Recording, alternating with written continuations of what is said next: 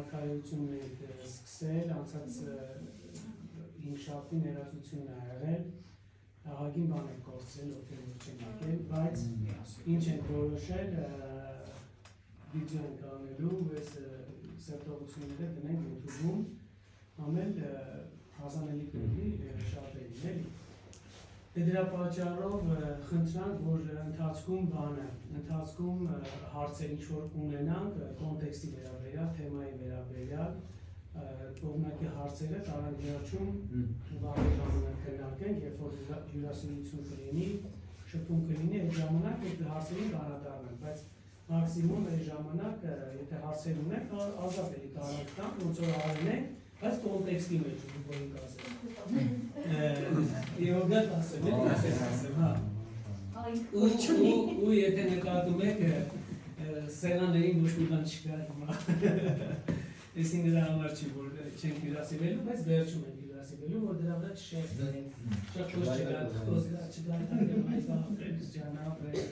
բայց վերջում ազատ ժամանակ ունենանք նորից, ոնց որ արել ենք, շփվելու, աղոթացվելու, լավ ժամանակ մասնակցելու։ Ամեն։ Ամեն։ Բարամեն մեր մեջ առաջին անգամա արդեն հասցրեցիք ծանոթանալ Մոսկվայից նրանք ովքեր որ ճանաչում են Զուբրևին, հիշում եք Վախնուսկիին եւ եկեղեցուց։ Ուրախ եմ Մարամ ջան, որ մեր մեջ ես Մարկասո, որ հնարավորություն ունենք իրար հետ դասախոսը ուսումնասիրելու։ Եկեք աղոթենք, աղոթքով Աստծո առաջ գանք ու խնդրենք Նրա շնորհքային առաջնորդությունը։ Մեր Տեր եւ մեր Աստված, գոհություն եւ փառք քեզ Տեր։ Շնորհակալ եմ քեզանից անչափ հրաշալի աղոթակցության արարողության համար, որ նորից քո զավակներին հավաքել ես քո խոսքի շուրջ քո ներկայության մեջ Տեր, հավաքել ես սովորեցնելու, կրթելու, դաստիարակելու։ Խնդրում ու աղաչում եմ Տերս, որ դու յուրաքանչյուրիս ականջներ տաս լսելու, սիրտ, միտք, հոգի տաս Տեր, որպեսզի ամեն ինչը ընդունենք քեզանից եւ կարողանանք լավագույն ձևով մեր կյանքերում իրարել ու այդ արդյունքում քեզ փառաբերել եւ քեզ ցույց տալ Տեր այս խավար աշխարհի մեջ Տեր։ Այլ մասնավոր խնդրում ու աղաչում եմ Տեր Եսայի ախորս համար, որ դու իրան առաջնորդես, իր բերանով խոսես մեզ հետ Տեր, որպեսզի այն ինչ որ պիտի խոսի քեզանից, խոսի քո խոսքից ու ամենակարևորը Տեր,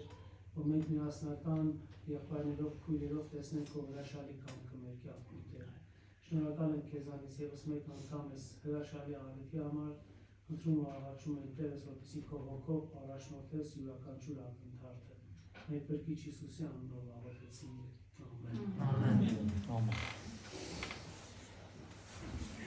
Լավ։ Անցածից 15 փոքր։ Հա։ Շատ Ժողովուրդ ջան, մենք անցել ենք Դանիել մարգարեության սերտողությանը, անցած անգամ ամբողջությամբ նվիրել ենք մեր հանդիպումը ներածությանը, մենք մի քանի հարցերի անդրադարձանք, իդեպ մեր խմբի մեջ կիսվել եմ նյութով, կարող եք նայել, ինքը բավականին ծավալ ուներ, անգամ մենք այդքան չենք էլ քննարկել պարագրաֆներ կային, որ բաց ենք թողել, բայց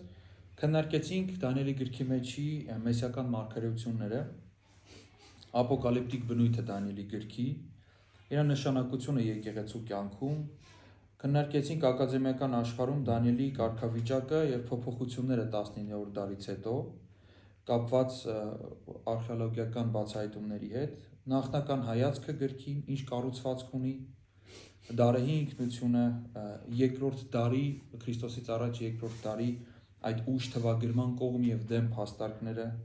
գրական ժանրը, գրքի կառուցվածքը, ձևը, 8, 9, 10, 11 գլուխների զարգացումները եւ տարբեր մեկնություններ, մեկնաբանական դպրոցի առանձնահատկություններ։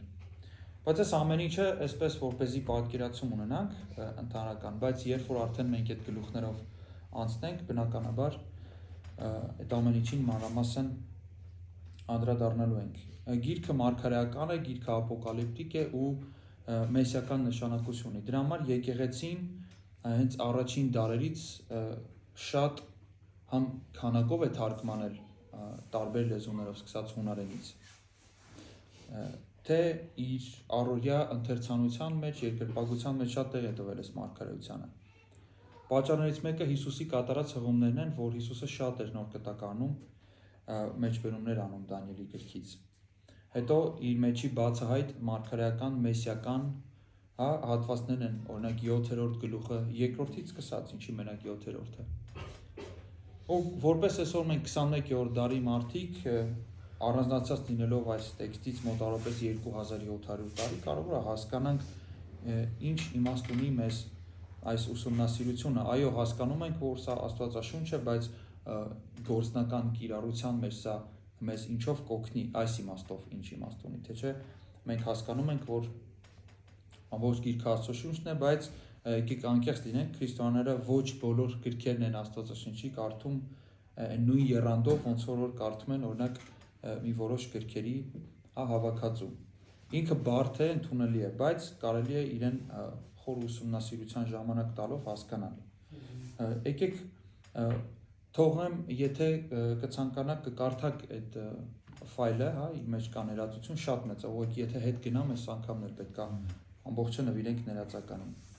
Եկեք ուղղակի խնդրենք մեկը թող կարդա ամբողջ առաջին գլուխը ու անցնենք արդեն սերտողության։ Հուդայի թագավոր Հովակիմի թագավորության 3-րդ տարում Բաբելոնի Նաբուկոդոնոսոր թագավորը եկավ Երուսաղեմ եւ պաշարեց այն։ Տերը Հուդայի Հովակիմ թագավորին եւ նրա հետ Աստծո տան անոթների մի մասը նրա ձեռքը մատնեց։ Նա դրանց տարավ Սենայր երկիրը, իր Աստծո մեհյանը եւ այդ անոթները դրեց իր Աստծո գանձարանում։ Եվ թագավորն իր ներքինապետ Ասփանեզին ասաց, որ բերի Իսրայելի որդիներից, թագավորական սերնդից եւ իշխանազուններից։ Ֆիզիկական արատ բնավ չունեցող եւ գեղեցկադեմ, ամեն իմաստության հմուտ ու գիտության տեղյակ եւ հանճարեղ, թագավորական պալատի մեջ պաշտոնավարելու կարողություն ունեցող պատանիների եւ նրանց սովորեցնի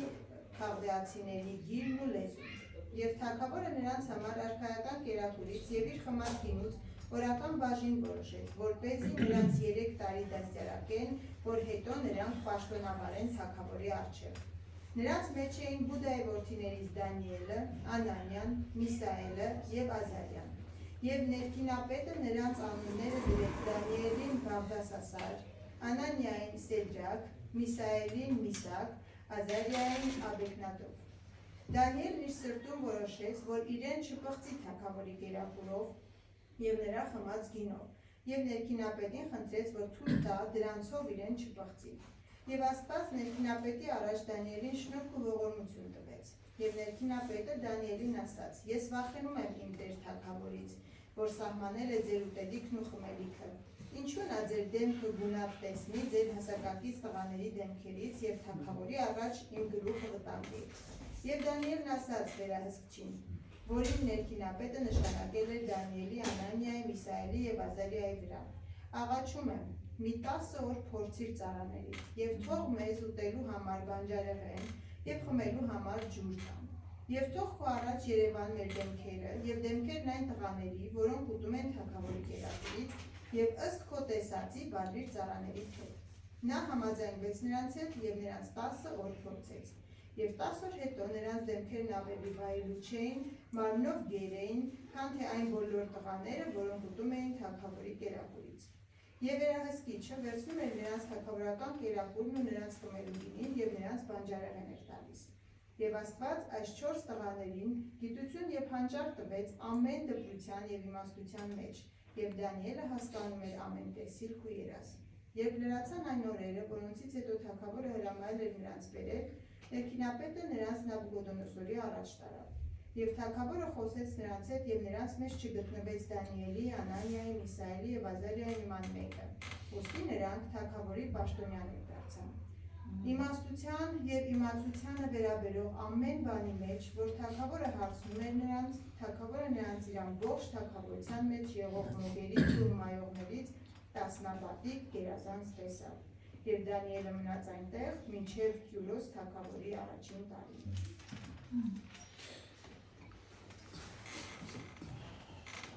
Այստեղ կարևոր է հասկանալ կարգավիճակը, հա, այստեղ խոսում է միջավայրի մասին։ Սկզբից հեղինակը մեզ ցույց է տալիս միջավայրը, որտեղ որ արդեն պետք է դեպքերը տեղի ունենան։ Միջավայրը արդեն գիտենք Բաբելոնն է լինելու։ եւ երկրորդ գլխից էլ 4-րդ համարից սկսած գիրքը կշարունակի բնագրով արամերեն շարունակվել մինչեւ 8-րդ գլուխը, բայց այդ ամեն ինչը կարևոր է հասկանալ հենց սկզբից, ինչի համար է սա նշվում։ Պատմական ներածություն ունենք առաջին երկու համարներում։ Այսինքն գիրքը սկսվում է այս երկու խոսքերով, առաջին երկու համարները խոսում են պատմական ներածության մասին, որոնք կապում են այս իրադարձությունները համաշխարհային պատմության հետ։ Այսինքն մեկը կարող է ըստ այս հատվածի ստուգել, հավաստիությունը հատվածի։ Բնականաբար գիրքը երկար չի, գրքին այս սեղմ բնորոշությամբ հղում է արվում Նաբուկոդոնոսորի եւ Երուսաղեմի դավթական արքայի առաջին բախմանը։ Սա շատ կարևոր է, հիշեք, որ նա դավթական արքա էր, Հուդայի Հովակիմ թագավորն էր։ Եվ մարգարեները զգուշացրել էին, որ սա միակը չի լինելու, ոչ էլ վերջինն է լինելու։ Չնայած այս անգամ 605 թվականի մասին է խոսքը։ Այս անգամ Երուսաղեմը ու իր թագավորը ստիպված էին զիջել այս գերիշխանությանը։ Բայց սա վերջինը չէ լինելու, սա այն ամենամեծ չարիքը չէ լինելու, որ հնարավոր էր նրանց հետ պատահել այդ ժամանակահատվածում։ Մենք գիտենք Աստվածաշնչից, որ եղել է աքսորի 3 փուլ։ Սա առաջինն էր եւ ավելի վատը դեռ պետք է գար։ 597 թվականի երկրորդ փուլը եղավ, երբ Հովակիմը վերջապես հանձնվում է ու գերեվարվում այդ ժամանակ։ Ու այդ ժամանակ նաեւ բնակչության զգալի մասը իր հետ գնում է։ Բայց վերջնական ավերումը, երբ որ արդեն հողին է հավասարեցվում տարածաշրջանը, տեղի ունենում արդեն 587 թվականին։ Ու 4 թագավորած 24-ից մինչև 25-րդ գլուխներում կարող եք այս ամեն ինչը նորից կարդալ որպես պատմվածք։ Ու երբ Դանիելի վկայությունները ավելացվում են այս պատմական գրքերի վկայություններին, պարզ է դառնում, որ Երուսաղեմի անկումը հենց այս 3 փուլով էլ եղել է, որոնցից մեկի ընթացքում էլ այս պատանիները հայտնվել են Բաբելոնում։ Ու չնայած Դանիելի այս տեղեկատվությունը, որ հիմա մենք ստեղ ունենք, սովորաբար կասկածի տակ է դրվում անհավատների կողմից, սակայն հաշվի առնելով քաղդեացիների թագավորների այդ տարեգրությունը, որ տարբեր էր իրենց տարեգրությունը մեր տարեգրությունից, կարելի է հասկանալ նրանց հետ ժամանակագրական մեթոդը։ Տեսեք, Հուդայի թագավոր Հովակիմի թագավորության 3-րդ տարում։ Եթե մենք պատմությունից գիտենք, որ այս դեպքը տեղի ունեցավ 605 թվականին, եւ գիտենք նաեւ, որ Հովակիմը գահ է բարձրացել 609 թվականին, օրինակ մարդիկ կան ասում են 4-րդ տարին էր, ոնց էր 3-րդ տարին։ Ու այստեղ փորձում են ինչ-որ անհամապատասխանություն գտնել։ Բայց խնդիրը նա է, որ եթե դա այդպես էր անգամ, Աստվածաշնչյան խմբագիրներ ենք մենք ունեցել դարերով, որոնք անգամ չեն էլ փորձել ուղղել սա այս ենթադրյալ սխալը եւ չեն փորձել համաժամանակեցնել այս ամսաթվերը։ Խնդիրը, որովհետեւ տեքստում արկա այդ բաբելոնական հաշվարկն է եւ սա մեր օգտին է, որովհետեւ այսպիսի բաներից փոքր տեքստում որ պահպանվել է, սա մեզ լավ ազդանշան է, որ ինքը տեքստը իրական է եւ շատ հին է, գնում է մինչեւ բաբելոնական այդ ժամանակահատվածը։ Հովակիմը Հրեաստանում գա էր բարձրացել Հովսեայի մահից հետո 609 թվականին Մեգիդոյում, սա մենք հաստատ գիտենք։ Եվ Պաղեստինյան եւ եգիպտական հաշվարկների համաձայն 605 թվականը իրոք նրա 4-րդ տարին էր գահակալության, մինչդեռ բաբելոնյան համակարգում 3-րդ տարին էր։ Ինչի, որովհետեւ զուտ բաբելոնյան համակարգով առաջին տարին, երբ որ թագավորը գահ էր բարձրանում, դա չէին հաշվում ուղղակի։ Այն տարին, որ պետք է օրինակ տարվա կեսից է սկսել գահակալությունը, մեր իրանց ախր նոր տարին էլ մեր նոր տարին չէր, բայց եկեք մեր տերմիններով խոսենք։ Հունվարի 1-ից պետք է նստած լիներ, որ հաշվվեր 1 տարի։ Եթե օրինակ օգոստոսին գահ էր բարձրացել, սպասում էին, ինքը բոլոր իրավունքները ուներ, բայց պատմիչները իրենց գրություններում գրում էին հաջորդ հունվարի 1-ից սկսած։ Եվ սա այս մարդկանց հաշվարկման ձևն էր, իդեպ իրանց տարին էր մեր տարին չէր, հրեական օրացույցը 360 օր էր, ոչ թե 65, որը մեզ հետո շատ կօգնի 9-րդ գլուխն էլ հասկանալ Մեսիայի գալուստի հետ կապված մարգարեությունը։ Այո, այդ շաբաթները 7-ը։ Հա, եւ այսպիսի բաներ կա, որ պետք է մենք տեղեկացված լինենք, որ կարողանանք թե մեր քույր եղբայրներին, որոնք հետաքրքրասիրությունից կհարցնեն, թե այն մարդիկ, ովքեր կփորձեն շող գցել Աստվածաշնչի այս գրքի ներշնչվածության վրա, մենք կարողանանք այդ պատասխանը տալ, որովհետև դա շատ հայտնի է, այնպես չի, որ մենք ուղղակի ինչ-որ միջոց ենք գտնում արդարացնելու։ Տեքստը միայն ասում է այստեղ, որ Նաբուկոդոնոսորը սպառնացել է Երուսաղեմին եւ որ նա Երուսաղեմը սկզբից եղել է Եգիպտոսի վասալը։ Հետո Սիրիա-Պաղեստինի վրա երբ որ իր լուծը կոտրվում է Քարքեմիշի ճակատամարտից հետո անցնում է այն Բաբելոնի իրավասության տակ։ Մի պահ կարդանք մենք երկրորդ մնացորդած 36-րդ գլուխը 5-րդ համարից։ Հովակիմը 25 տարեկան էր, երբ թագավոր դարձավ եւ 11 տարի թագավորեց Երուսաղեմում։ Նա չարիք գործեց իր Տեր Աստծո առջև։ Ահա, այսինքն Հովակիմը այնպես չի, որ բարեպաշտ թագավոր էր։ Հերիք չի, որ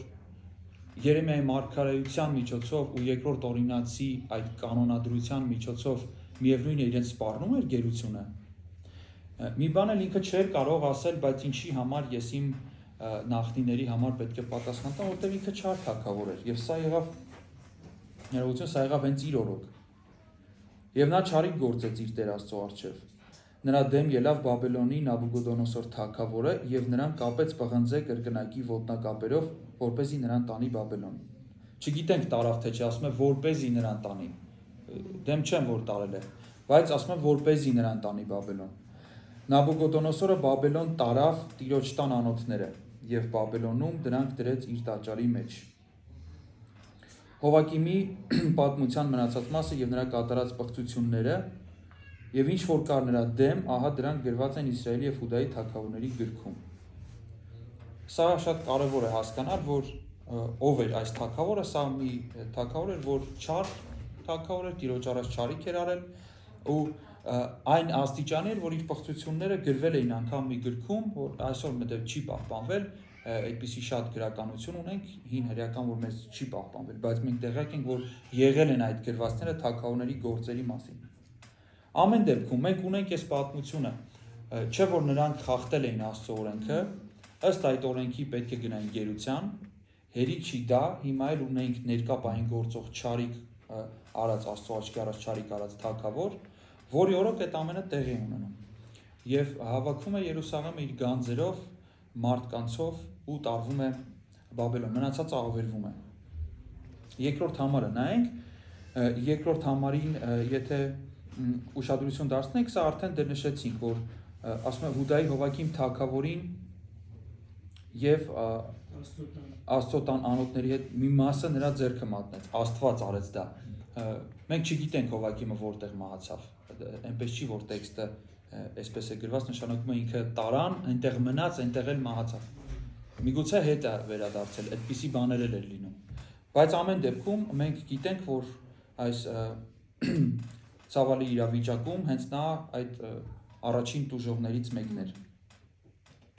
Հենց սկզբից ուզում եմ տեսնենք, որ պատմության մեջ հաստատվում է Աստծո գերիշխանությունը։ Ինչ նկատեցիք այստեղի ու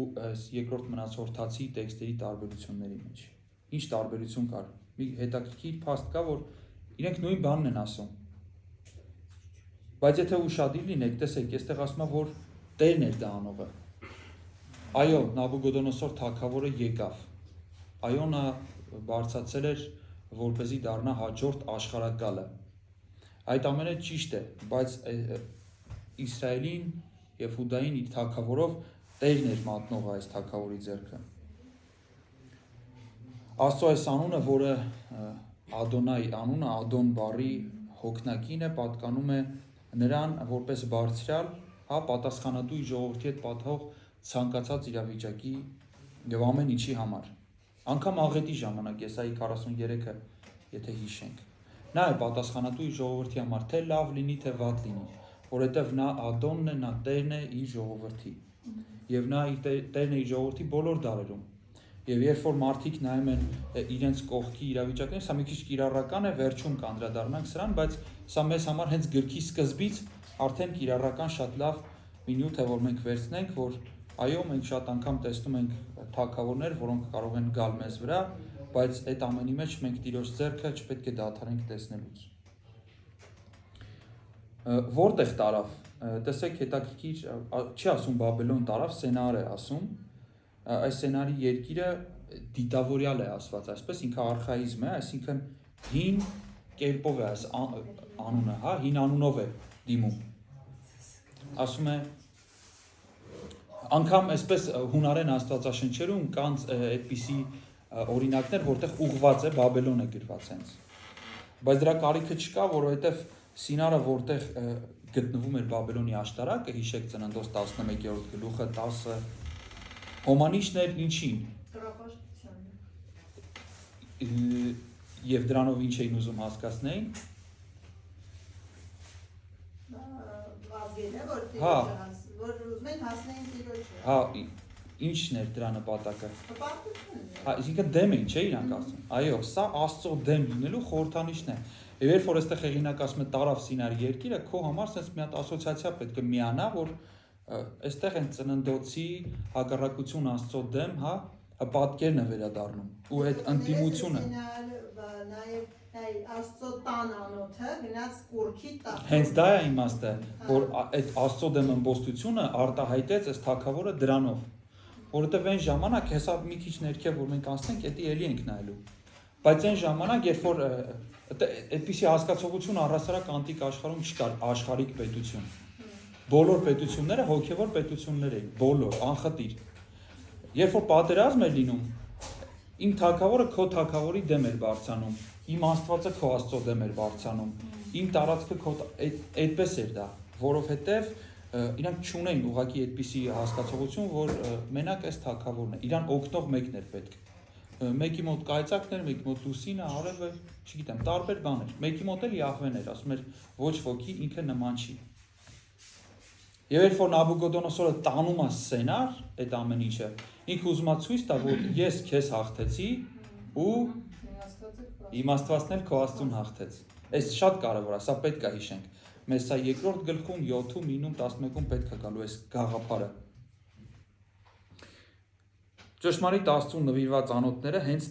իրենց տեղում պետք է լինեն, բայց իրենց տեղում չէին, արդեն կուրքի սրբավայրում էին գնացել։ Ու միայն կարելի էր ակնկալել, որ այսպիսի հզոր աշխարհակալը որ տարավ, միայն Աստծո գերիշխանությամբ ու նախախնամությամբ կարելի էր դրանք հետ բերել, որովհետև փաստացի իրենք վասալ ազգ էին, անգամ Եգիպտոսի համար, այս Սիրիա-Պաղեստինը ու իրենք էլ Քարքեմիշի ճակատամարտում որ պարտվեցին, այսինքն չկար, ոչ մեկ չի կարող Նաբուկոդոնոսորի դիմացը առնել։ Այսպիսով ի հայտ է գալիս գրքի մեծ թեմաներից մեկը տաճարի անոթների մասին էս հիշատակումն էլ պատահական չի, որովհետև պետք է հիշենք, որ Բաղդասարի անպարկեշտ արարքն է գալու 5-րդ գլխում։ Այնտեղ էլի հեղինակը հիշեցնում է, սա վատն էր, նա վատից վատագույնն է, այսինքն սա տանում է ուղղակի իր Աստծո տանն է դնում, նա էլ ասում է ինձնից լավ Աստված չկա, բերեք, ես հիմա դրանցով կխմեմ։ Դրան կանդրադառնանք։ Եվ այս ամեն ինչը սա ուղղակի պատմություն չի, պոլեմիկա է աստվածների միջև, մարդկանց, թագավորների, այդ աստվածներին պաշտողների միջև։ Եվ երրորդ համարից մինչև 7-ը ունենք գերիների ներկայացումը։ Գերիները ներկայացվում են, հա, այսպես ասած։ Հեղինակը բացատրում է, թե ինչպես Երուսաղեմի արքունիքից մի քանի երիտասարդներ հայտնվեցին Բաբելոնում 597 թվականի այդ առաջին տեղահանության ժամանակ։ Այսինքն երկրորդ մասը, հա, այդ ավերածության եւ աքսորի երկրորդ փուլում են հայտնվում երիտասարդները այնտեղ։ Իդեպ ինչ-որ մեկը բաներ ուզում ասեմ։ Իդեպ այս երիտասարդներ արտահայտությունն էլ շատ հետաքրքիր է, որովհետեւ տեսել եք մանկական աստվածաշնչերում, որ երեխաներ են հենց նկարում, չէ՞, ասենք մոտ մի 10-12 տարեկան, չէ, երեխաների են նկարում։ Սա էլ մեծ հարց է, ինչ տարիքի են իրենք։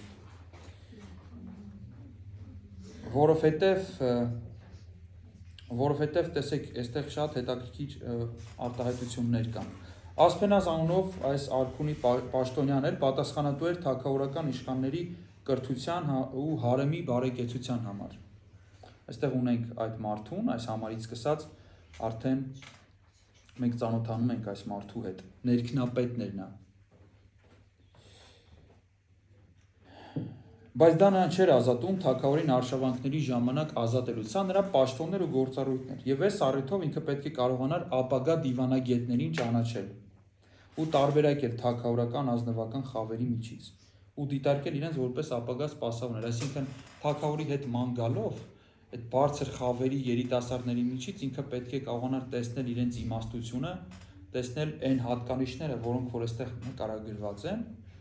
եւ իր աչքի տակ ունենալ, որպեսզի հետագայում թագավորի պալատական սպասավոր բարձրացնի։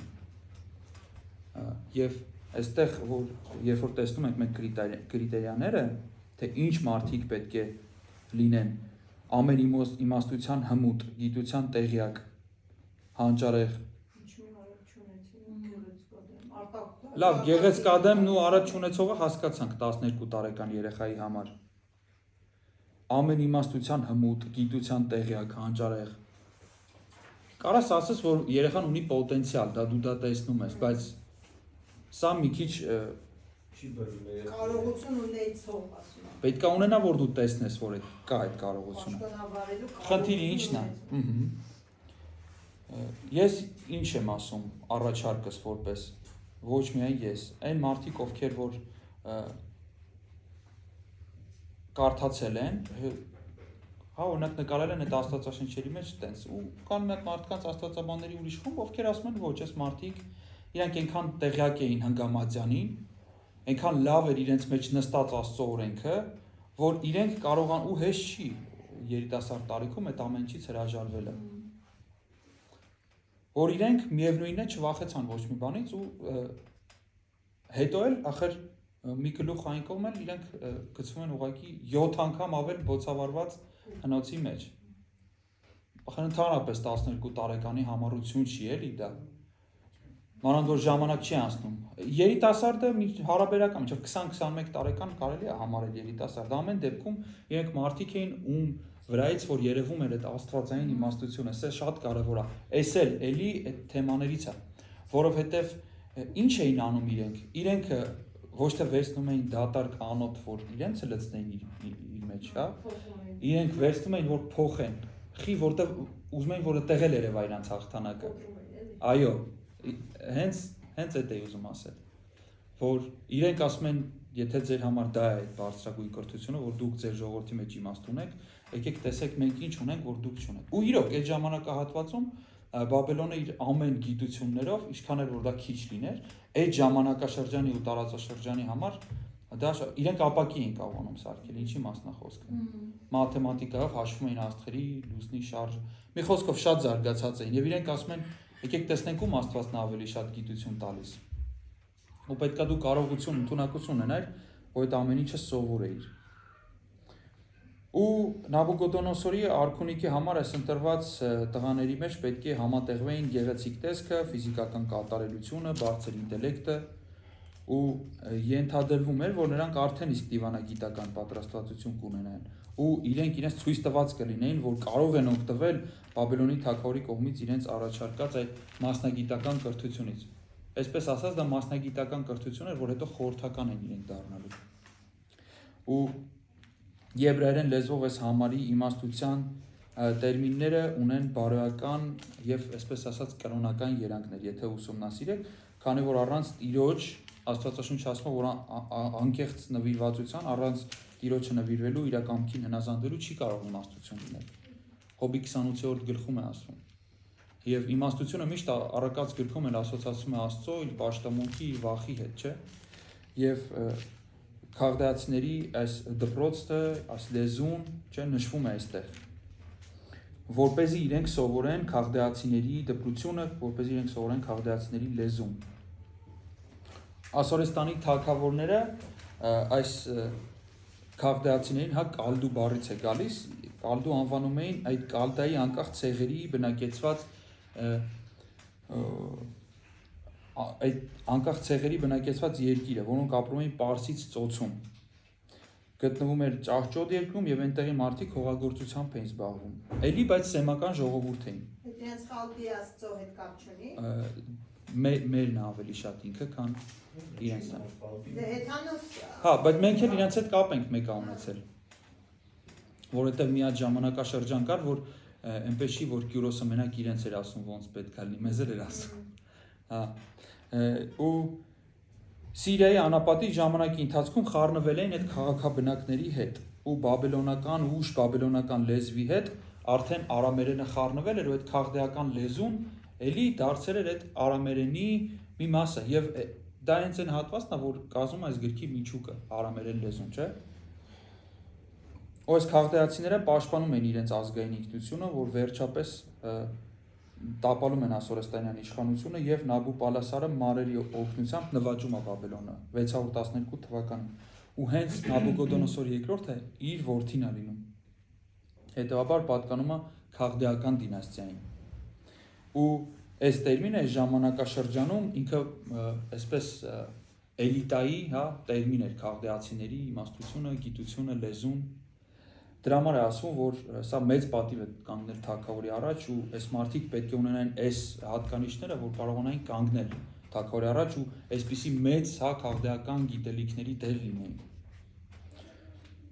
Ու հենց այս պատճառով է, որ քաղդեացիները կախարդական, հա, այսպես ասած, գիտելիքների մասնագետել էին համարվում։ Այս տերմինը հանդիպում է Մոգերի ու կախարդների կողքին, 2-րդ գլուխ 2-րդ համարում, չէ՞։ Թագավորը հրամայեց, որ կանչեն Մոգերին, հմայողներին, կախարդներին ու քաղդեացիներին։ Այսինքն բոլորը միստիկ գիտություններ է, չէ, բայց հետը քաղդեացիների անուններ է տալիս։ Ու սա այն արվեստներ, որի համար նրանք հայտնի դարձան։ Իդեպ ժամանակ կար, որ հայերի պատրաստելն էլ էլի ինքը մոգական էր համարվում։ Ու իրենց գրականությունը, որ պետք է սովորեցնեին այս երիտասարդների քաղդեական գրականությունը, գուշակություն, կախարդանք, տարբեր աղոթքներ, հիմներ, առասպելներ, լեգենդներ, գիտական բանաձևեր, հմայություններ, մաթեմատիկա, աստղագուշակություն, աստղագիտություն, ապակեգործություն։ Այս ամենից մենակ 2-3-ն է, որ հա նորմալ գիտական բան է։ Մնացածը բոլորը միստիկ արվեստներ են, այսպես ասած։ Ու այստեղից արդեն հասկանալի է ինչ է ուզում անի թագավորը, վերցնում է եւ կոտրում է համազգային ինքնությունը, համ կրոնական ինքնությունը, փոխում է մարդուն եւ դարձնում է Աստծո ծառայից իր աստվածների, հա ճշմարիտ Աստծո ծառայից իր աստվածների ծառան։ Եվ Դանիելի գրքի հեղինակը չի ակնարկում, որ երիտասարդները բաբելոնյան այս բազմաստվածական կախարդական գրականության ուսումնասիրությանը կողմ էին, չի ասում, որ բացասական էին, հա, վերաբերվում։ Թեպետ մոգությունն ու գուշակությունը կախարդանքը Իսրայելում արգելված էին, բայց նրանք գնում են, որ սովորեն, նրանք չեն ասում ոչ։ Սա էլ է շատ հետաքրքիր մի հանգամանք։ Նրանք կարող էին այս գրականությունը ուսումնասիրել առանց իրենց հավատը կորցնելու։ Բայց իրավունք ունեն ասել ոչ։ Հենց դա է հարցը։ Դե կարելի է օրինակ ասել ոչ ու մեռնել ուղղակի։ Հա։ Բայց սա էլ է մի հանգամանք, որ իրենք լավ գիտեն իրենց հավատը, այսինքն հիմա մենք էլ չէ ուսումնասիրում ենք մեր դեմ ինչ փաստարկներ կա, որ մենք հասկանանք ինչ աշխարհում ենք ապրում, չէ՞։ Եթե դու քո հավատքի մեջ ուժեղ ես, այդ ուսումնասիրությունը քեզ չի խանգարելու, ու հավատուրած չես դառնալու։ Նույնն էլ իրենք, այսինքն ենթադրվում է, որ իրենք այնքան ուժեղ են իրենց իմացածի մեջ, որ իրենք դրան բացասական չեն նայում։ Ու նաև երբ որ իրենք նոր էին եկել, իրենց համար ձեռնտու էր ճանաչեն շրջապատող մշակույթը, հա, այս մտակաղապարները ինչ ձև են իրենք ընդհանրապես մտածում։ Ու այնուամենայնիվ այս ուսուցումը այնպես չի, որ իրենց ի բարին էր։ Ու այս ուսուցումը նրա համար էր, որ ջնջեին իրենց ինքնությունը։ Երիտասարդների անվանափոխությունն էլ մի ուրիշ հարց է։ Էլի, բայց այս նույն թեմայի հետ կապված։ Մի կողմից հարմարության հարց էր, որովհետև տարբեր չէ ազգերում անունների, կոչումների հարմարության հարց կա։ Բայց նրանք հրաժարվեցին կամ հա նրանց ստիպեցին, որ հրաժարվեն այս էլ կամ յահ բառերով բարդ անուններից, որ իրենց անունների մեջ բոլորի մեջ կար այս արմատները։ Ու ձեռք բերեցին բաբելոնական անուններ։ Այնպես ինչպես նրանց սկզբնական անուններն էին, որ իրենց մեջ կար էլ, յահ այդ անունները, որոնք բարձրալ Աստծո անվան կամ կոչումի, հա, արմատներն էին։ Իրենց նոր տրված անունների մեջ էլ իրենց աստվածների անունների արմատները կային։ Այսինքն այս պոլեմիկան հենց սկզբից գրքի առաջին գլխից երևում է, որ ինչ հակամարտություն է տեղի ունենում Աստծո ու աստվածների միջև։ Ու շատ կարող է տեսնել, որ այստեղ կա պատմվածք, հա, երկու թագավորությունների մասին։ Հենց առաջին համարից դա երևում է։ Ու կա պատմվածք Աստծո ու ազգերի մասին, հա, որպես հավաքական։ Ու ոչ միայն այդ։ Մենք այստեղ ունենք պատմված երկու թագավորների մասին։ Առաջին համարից, չէ, որ Հուդայի թագավոր Հովակիմի թագավորության 3-րդ տարում Բաբելոնի Նաբուկոդոնոսոր թագավորը եկավ։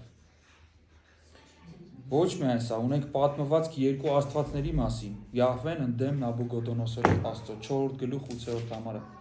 Եթե նայենք, տեսեք ինչ է ասում։ 4-րդ գլուխ 8-րդ համարում եւ վերջապես իմ առաջ եկավ Դանիելը, որի անունն էր Բաղդասասար, իմ Աստծո անունով։ Իր Աստծո անունն էր դրել։ Կտեսնենք ինչ է նշանակում Բաղդասասար։ Ոչ միայն սա, այստեղ կա պատմվածք երկու մշակույթների մասին, բաբելոնական ու հրեական, հա։ Ինչպես տեսանք, իրենց վերցնում են, որ վերակրթեն Բաբելոնը։ Ու ահա այս ամեն ինչի հետ համահունչ գալիս են նաև այս անունների փոփոխությունները։ Ու Դանիելի անունը նշանակում էր Աստված իմ դատավորն է, չէ՞։ Դանիելը դա էր նշանակում, վերջում էլի էլ այդ զորավոր, հա, եբրայերենով։ Էլոհիմ ավելի հոգնակի է, էլ զորավոր, Էլոհիմ իր մեջ հոգնակի տար պահպանում է, բայց երբ որ Էլոհիմ, օրինակ շատ կան սաղմոսներում, որ գրած է Էլոհիմ, բայց ոչ թե աստվածներին է ուղղում, այլ հենց մեր Աստծուն է ուղղում, ուղղակի ոնց որ հարգանքի համար է տենց անում, ոնց որ դուքով խոսած։ Այո։ Ու նշանակում է Աստված իմ դատավորն է, իր անունի մեջ կա այդ էլ մասնիկը, ու նրանք Դանիելին կոչում են Բաղդասասար։ Ամենայն հավանականությամբ նշանակում է թագավորի պաշտպան։ Աստծո արմատը հանում են ու թագավորի, հա, անունով ինչ որ անուն են տալիս իրեն։ Անանիա, Յահվեն շնորհալի եղավ ինձ։ Տեսեք ինչ լավ անուն է։ Անանիային էլ կոչում են Սեթրակ, որը նշանակում է Աքուն, այսինքն Աքուն իրենց լուսնի աստվածներ։ Լուսնի աստվածը ողորմած է։ Տեսեք իր անունը Յահվեն շնորհալի եղավ, իրենք ասում են մեր լուսնի աստվածը ողորմած է։ Միսաելը նման է Միքիային իր անունով, հա, Միքիա, նշանակում է ով է Աստծո պես։ Իրեն էլ կոչեցին Միսակ, ով է նման մեր աստվածներին։ Տեսնում եք ինչ կռիվ է գնում։ Կռիվ է գնում։ Այո։ Այս պատականություն չի էլի։ Ազարյան Յահվեն օգնեց ինձ։ Ազարյանին էլ կոչում են Աբեդնագով, Նաբուի ծառա, իրենց աստվածներից մեկի, հա, անունով։ Եվ այստեղ, եթե մենք այսօր քրիստոնեական, հա, սենց միջին կրթվածության մարդկանց հետ, ովքեր որ Աստվածաշունչը չգիտենք, քանի անգամ են կարդացել, հարցնենք շատերը կարող է չիմանան այս անուններով իրենց։ Բոլորը գիտեն Միսակ, Սեթրակ, Աբեդնագով, չէ՞, որ ասես Դանիել, Միսաել, Ազարիա, չէ՞, ասենք անծանոթ հնչում։ Ինչի, որտեվ գոնե այսօրվա որոշակի քրիստոնեական շրջանակներում իրենք հասել են իրենց ուզածին, բայց ամեն դեպքում մենք տեսնում ենք, երբ որ թագուհին մի որոշ ժամանակ հետո պետքա թագավորին ասի, որ քո երազը հնարավոր է, որ մեկը մեկնի, հիշում եք ում անունը տալիս։ Չի ասում Բաղդասասարը կգա, ասում է Դանիելի։ Այսինքն Դանիելը պահել էր իր ինքնությունը այդտեղ, չնայած նրան, որ Մոգերի պետ։ Հա, Մոգերի պետ։ Մոգերի պետ։ Թագուհին իրան Դանիելով է ասում, բայց Մոգերի պետ հա կա։ Ու ուզում եմ ասեմ, որ ինքը ինքնությունը պահել էր, բայց այս վիճաբանությունը միևնույնն է կա մշակույթների, աստվածների, թագավորների, թագավորությունների մեջ ու այստեղ արդեն հարց է գալիս 8-րդ համարից մինչև 21-րդ համարը այս պատմության մեջ միած sense գիծ է գնում հարմարվել թե չհարմարվել։ Բաբելոնի արքունիքում այս բարեպաշտ երիտասարդները կանգնում են այսպիսի մի ընտրության առաջ։ Ինչպես ապրեն այս նոր միջավայրում, որի մեջ որ հայտնվել են։ Դանիելը ընդունում է վերահուսությունը ու նոր անունը։ Ինքը չի ասում, չէ, ես ձեր մոտ չեմ սովորի, ես ունեմ իմ գիտությունը։ Չի ասում, ոչ, իմ անունը արդեն դրված է, մի փոխեք իմ անունը։ Բայց երբ որ հերթ ասում է ուտելիքին, ինքը չի ուտում։ Սա էլ է հետաքրքիր մի հանգամանք։ Սկզբում պարզ չի, թե ինչու էր այդ ուտելիքը պղծող համարվում։ Տեսեք, այստեղ այս հատվածը կարդանք։ Դանիելը իր սրտում որոշեց, որ իրեն չպղծի թագավորական կերակուրներով ու նրա խմած գինով։ Ինչ է նշանակում այստեղ է սպղծել բառը։ Սա է շատ հետաքրքիր քննարկումներ է բարձրացրել։ Դա հենց այդ բացատրություններից մեկն է։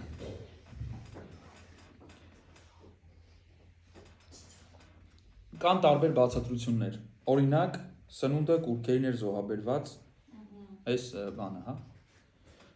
Բայց չմոռանանք, որ սա նոր գտակարանի խնդիր է, հին գտակարանի խնդիր չի։ Հռոմացիներում, առաջին կորինթացիներում զրույց կա սրա մասին, բայց ինքը նոր գտակարանյան խնդիր է, որովհետև այս պատմվածքի մեջ իրանք գերության մեջ են, իրենց մոտ այդ հարցը այնտեղ եկեղեցում էր, այստեղ գերության մեջ են, ինքը նոր գտակարանյան հարց չի։ Բացի այդ, ինչի եմ սենց ասում, որովհետև ով ասաց, որ իրենք մենակ միսն էին զոհաբերում իրենց աստվածներին, կողը գինին էլ էին զոհաբերում, կողը ջուրն էլ էին զոհաբերում, կողը հողը, որ ասում էին փառք քեզ, որ քայլում ենք սրա վրա, այսինքն իրանք ընդհանրապես պետք է այնտեղ մտնեին ու ինքնասպան լինեին։ Սենց մի հետաքրքիր բացատրություն էլ կա։ Բաբելոնացիները մենք գիտենք, որ ցանկացած սնունդ զոհաբերում էին, դա հաստատ է։ Այդ հենց այնպես չասացի, որ միգուցե, հաստատ գիտենք։ Հետևաբար այնտեղ ոչ մի բան չէր կարող մաքուր լինել, այսպես ասած, եթե ծիսական մաքրությունն ու պղծությունն ենք համատում ղևտականի։ Ուրեմն այնտեղ ոչ մի բան չէր կարող մաքուր լինել։ Ոս ղևտական սննդական օրենքների խախտումը երկրորդ բացատրությունն է։ Իսկ ինչ եթե Հա, իսկ ինչ, այո, եթե սա է։ Խնդիր չկա, բաբելոնացիները, բայց տարբերություն չէին դնում մաքուր անմաքուր կենդանիների միջև, ուտում էին խոզի միսել, ձիու միսել։ Թվում է թե այդ բացատրությունը կարելի է դնել այստեղ։ Արյունն էլ հաճախ չէր քանվում, այդ էլ էր դեմ ղևտական 17-րդ գլխով։ Թվում է թե ամեն բան գալիս եւ կպնում է իրար, չէ։ Բայց այս բացատրությունը, չգիտեմ, չեմ ուզում միանշանակ բան ասեմ, բայց ինձ միանշանակ չի բավարարում, որովհետեւ ստեղ գինին եւս ներառված է սեղանին։ Մի եթե կարդակ տեքստը, տեսեք։ Եվ նրա խմած գինով, բայց ինչի համար այնքը գինին նշում։ Մենակ հարցը ախր ստեղ մսի վրա չպետք է կենտրոնանանք։ Ու 5 տականով գինի խմել չխմելու արգելք չկար։ Մենակ երկու տիպի մարդիկ գինի չէին խմում։ Դրանք ռեքաբականներն էին եւ նազարեականներն էին։ Ռեքաբականները իրենց առաջնորդը իրենց մեռնելուց առաջ տվել էր 2 պատվիրան։ Ասել էր, երբ որ Իսրայելի ժողովրդի մեջ ապրեք, իրենց մեջ դուք հաստատ խառնվելու եք, էլի իրար մեջ ու ինչ-որ ժամանակ իրանցից մեկն եք լինելու։ 2 բան, խնդրում եմ, ապրեք վրանների մեջ ու գինի մի խմեք, ես էր ես մարդու պահանջը։ 2 պատվեր, 10 պատվիրանին գումարած, էլի, այնպես չի, որ ինքը ասում էր մի պահեք 10 պատվիրանները։ Ուրեմն ինչի համար վրանում ապրեք, որ դուք կանաք արագ, եթե պատերազմ լինի, հավաքվեք եւ քայլեք, հա, տեղաշարժ կարողանաք անել։ Ու գինին էլ էլի այդպես ինչ որ ծիսական մաքրություն։ Ու հաջորդը նազարեականները դա հրեական ինքը ուղղվածություն է, որոնք որ երթվյալներ էին, գինի չէին օգտագործում, բայց օրենքը առհասարակ 5 տակարանական չէր, որ դու օրինակ քահանա ես ու այս խմբին ես պատկանում, չկա այդպես օրենք, որ դու պետքա չխմես։ Այսպիսով այս հարցն էլ էլի այսպես քիչ բավարարող է բանի ղևտացիների բացատրությունը։ Բայց այնպես չի, որ ճիշտ չի, որ ինքը մտածեր, որ իսկ ինչ եթե սա կուրքերին ասվաբերած, խնդիր չի։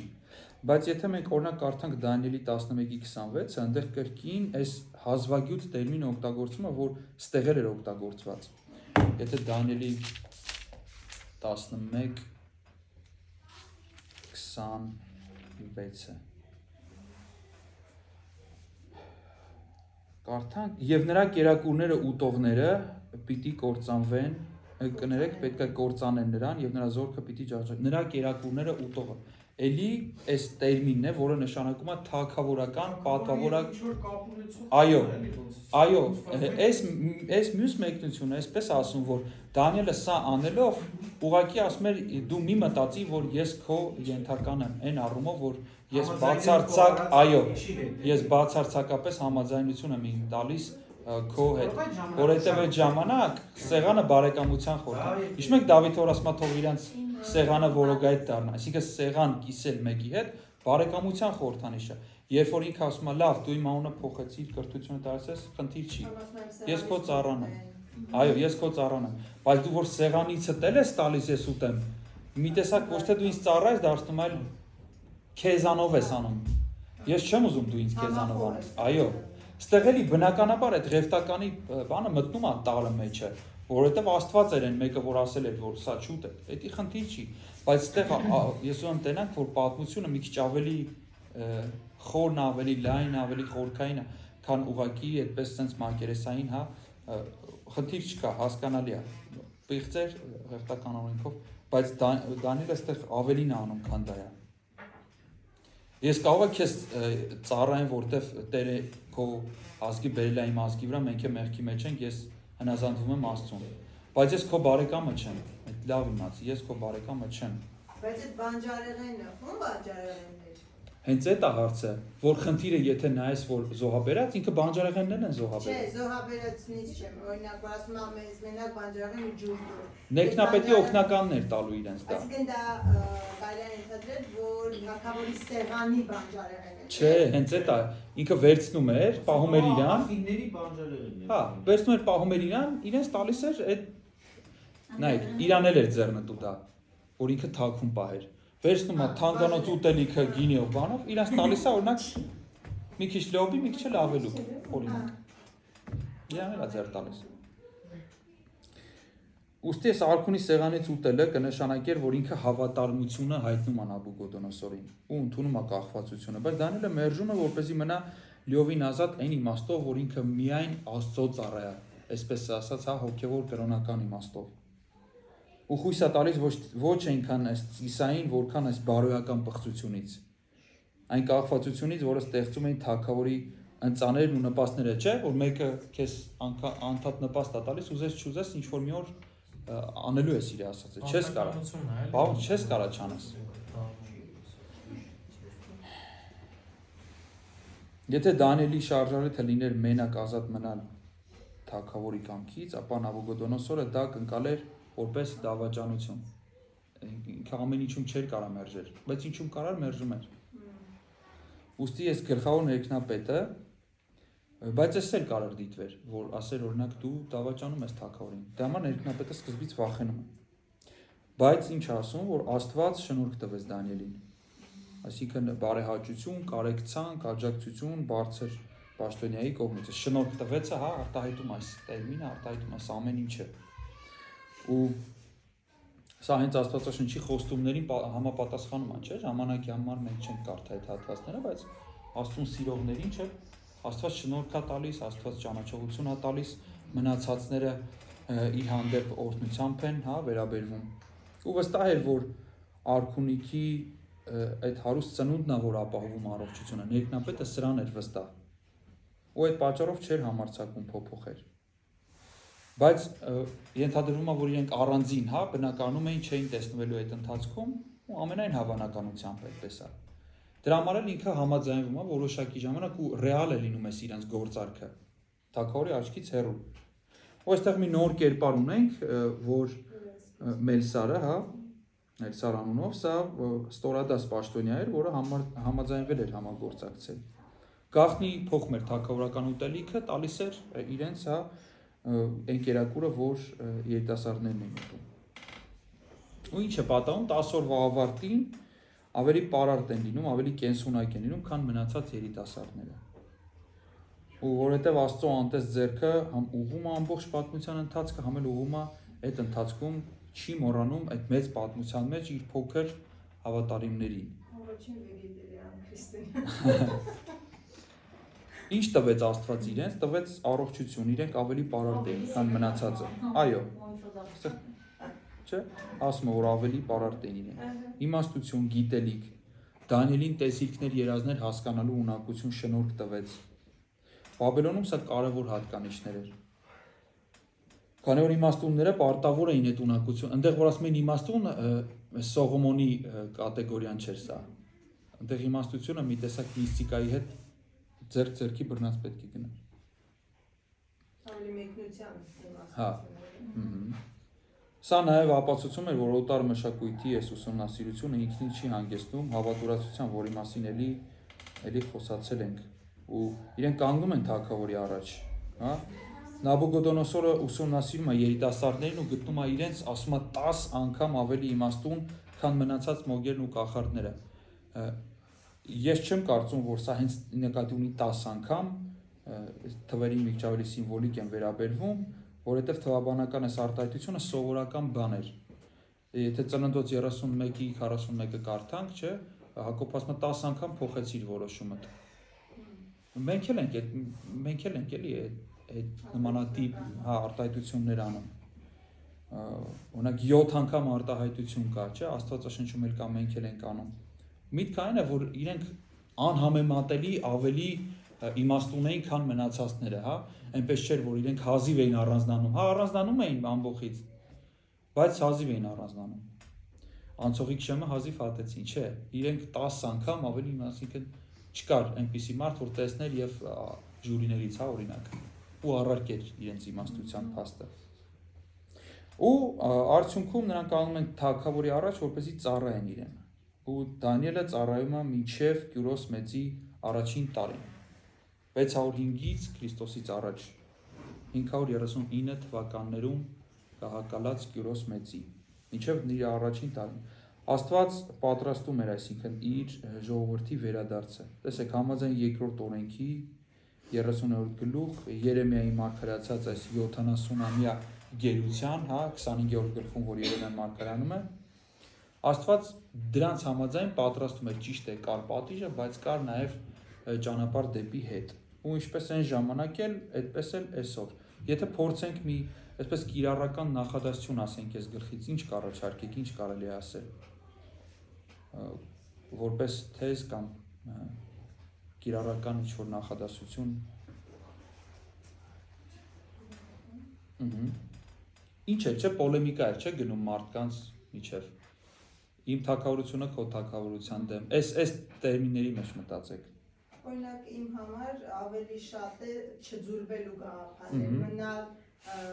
պահպանել ինքնությունը դիրոջ մեջ, որովհետև նես չի, որ իրանց վատ բան էին առաջարկում, շատ էլ գայթակղիչ պաշտոնյաներ էին, ամեն դեպքում իրանք ընտրվածներից էին, պատահական ինչ-որ մեկը չէին, բայց իրանք այդ ընտրվածությունը շարունակեցին տիրոջը ծառայեցնել։ Թեկուզ որոշակի առումով գաղտնի, դե երևի իմաստության հարց է, որ ամեն հարց չի, որ ուղիղ պատերազմով ես հաղթում։ Ես օրինակ իմ համար այս գլխից գործնական կիրառում որպես կառանձնացնեի միշտ հիշել ինքնությունը տիրոջ մեջ։ Չձուլվել։ Լավ առաջարկում է։ Որ ամեն բանի գլխում տեղ կանացին։ Հետո տիրոջը վստահել է ամեն բանի մեջ։ Միանշակ Դանիելը գիտեր, որտեղ իրանց հետ է լինելու, դրա համար ինքը վստահ ասում է, ինքը գիտեր, որ իր օգնությունը տիրոջից է գալու։ Այդ պատճառով էլ ասում է, մենք հրաժարվում ենք այդ ամեն ինչից, ու գիտեր, որ ոնց ինքն է մտածում, ոնց է իր անկերներն են մտածում, որտեղ իրանց օգնությունը տիրոջից էր։ Ամեն դեպքում Դանիելը լիդերն էր իրանց ընկերության քարյակից։ Հա, Փոքր բաների մեջ, այսինքն երբ փոքր սկզբունքներ ես ունենում, հա քո կյանքում այդի պահպանում ես, հետո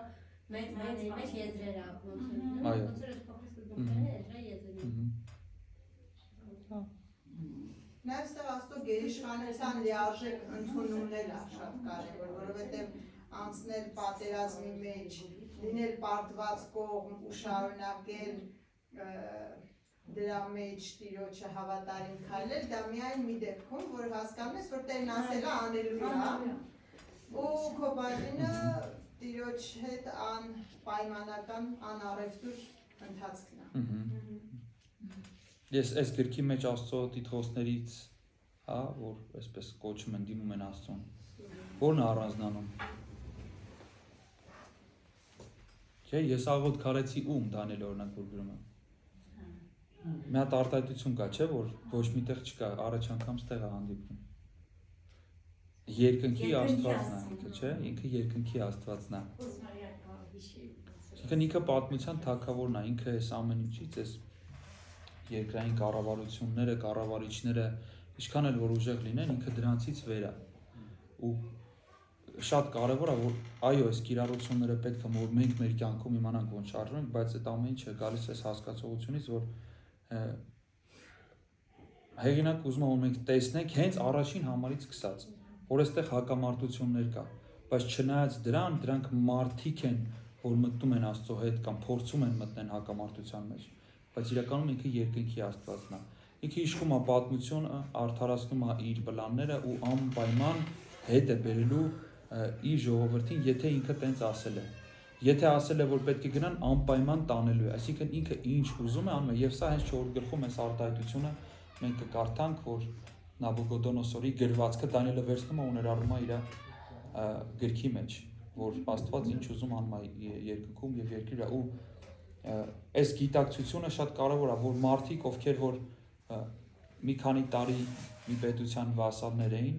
հետո անմիջապես փորձեցին մի քիչ շունչ քաշեն, մի հատ հաջորդ պետություն եկավ, չթողեց էլ հանգիստ ապրեն, կոտորեց, մնացածին էլ գերության տարավ։ Այս մարդիկ թվում է թե ապագա չունեն, բայց հենց անմիջապես դառնում են թագավորի կողքի մարդիկ, խորհրդականներ, դառնում են այն մարդիկ, ովքեր անվանվում են, չգիտեմ, մոգերի, իշխան, առաջնորդ։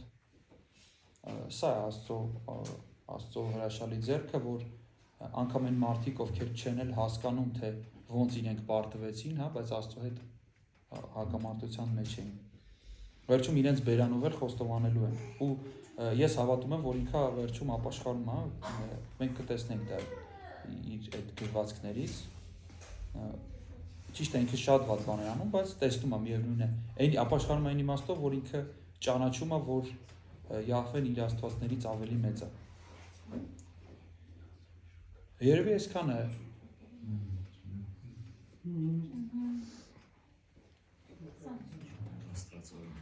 Շատ